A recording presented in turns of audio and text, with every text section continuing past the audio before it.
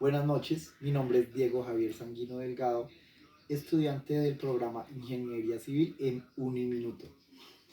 La continuación de este video, entregable 2 de probabilidad y estadística acerca del caso del colapso de un edificio en la ciudad de Bogotá.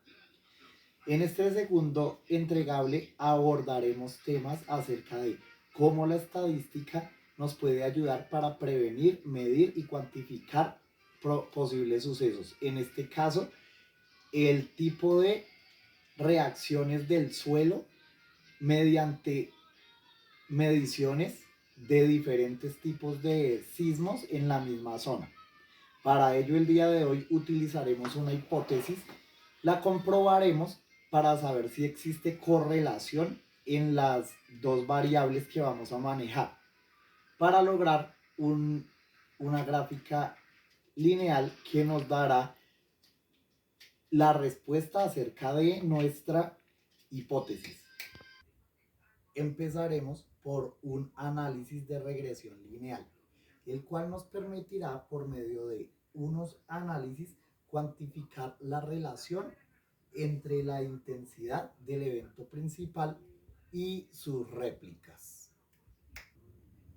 Después de eso utilizaremos la constante de correlación, la cual mantiene una fórmula de R n suma xy, cierra paréntesis, abre paréntesis, suma x por suma y, sobre la raíz cuadrada de n, abre paréntesis, suma por x al cuadrado, cierra paréntesis, menos, abre paréntesis, suma x, cierra paréntesis, al cuadrado, por n, abre paréntesis, suma, cierra paréntesis, y al cuadrado, menos suma por y, cierra paréntesis, esto elevado al cuadrado.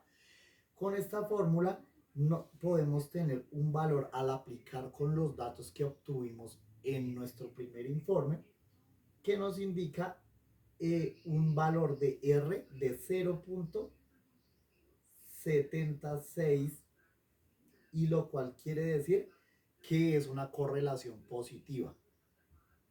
Más adelante, en nuestra gráfica de correlación, aplicando la hipótesis que vamos a aplicar en este mismo instante, es la probabilidad de que al aumentar el nivel freático disminuya la resistencia del terreno.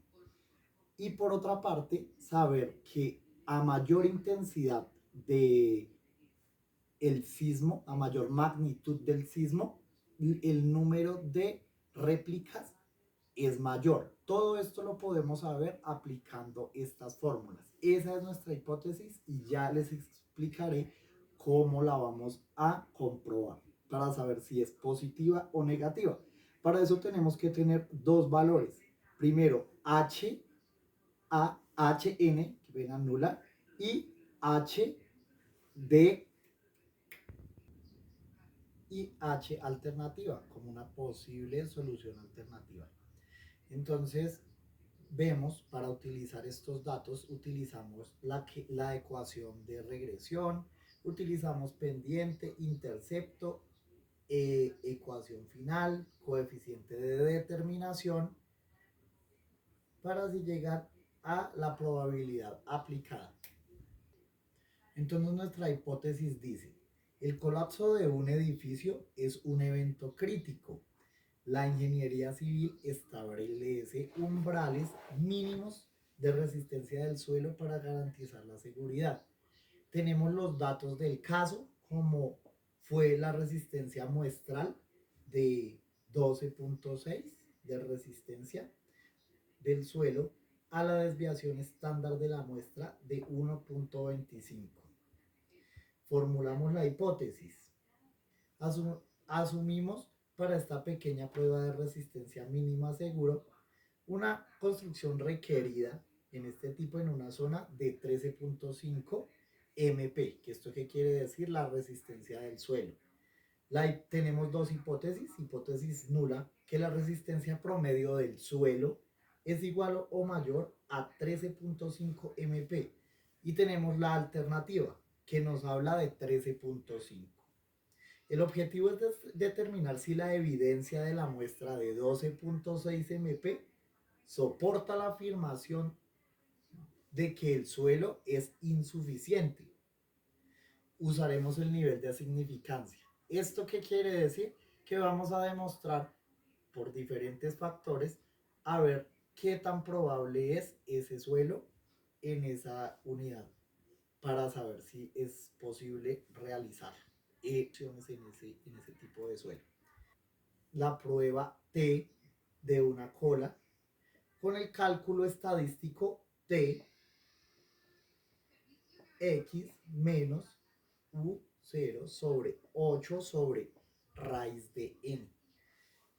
Pasando estos datos a los que mostrábamos inicialmente, nos da un resultado de menos 1.07 para un valor total negativo en grados de libertad y valor crítico de menos 2.132. Con estos análisis podemos concluir que no hay suficiente evidencia estadística al nivel de significancia del 5% para concluir que la resistencia promedio del suelo es significativamente menor a la resistencia crítica de 13.5 MP. Sin embargo, la diferencia entre la media muestral, que es 12.6 MP, y el umbral es grande, y la baja resistencia es un factor de riesgo importante a considerar junto con el tipo de suelo, que en el caso es arcilla, y la actividad sísmica. En el tercer punto, en la correlación de la resistencia versus el nivel freático, podemos encontrar las siguientes descripciones mediante esta gráfica.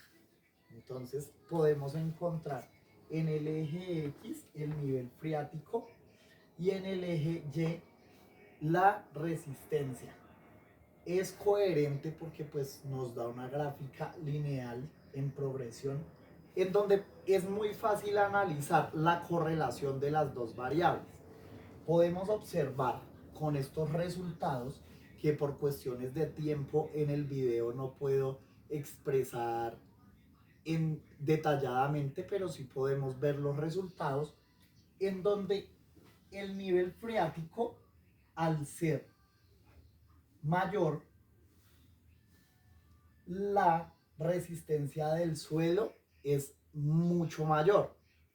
¿Qué quiere decir esto? Si tenemos un nivel freático a una cota X, digámoslo de alguna forma, la resistencia de el suelo para las construcciones va a ser mucho mejor. Esa es la conclusión más importante que podemos tener en este punto.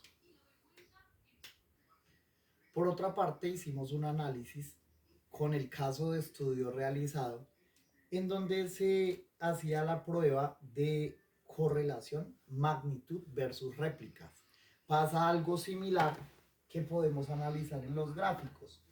Después de analizar las diferentes ecuaciones planteadas en clase, podemos llegar a la conclusión que los sismos en esa área se comportan y en la mayoría de áreas se comportan a mayor magnitud del sismo, la cantidad de réplicas aumenta.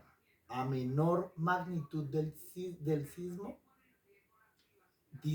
son menos las réplicas. ¿Esto qué quiere decir? Que es directamente proporcional la cantidad de réplicas a la magnitud del sismo.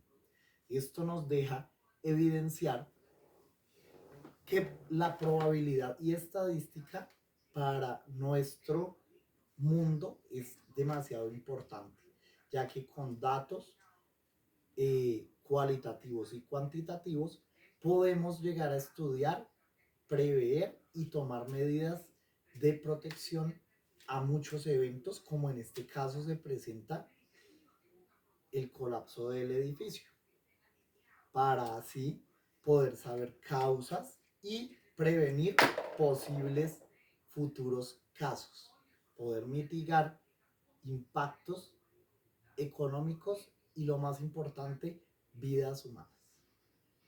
Muchas gracias. Hasta una próxima oportunidad en la entrega número 3. Hasta luego.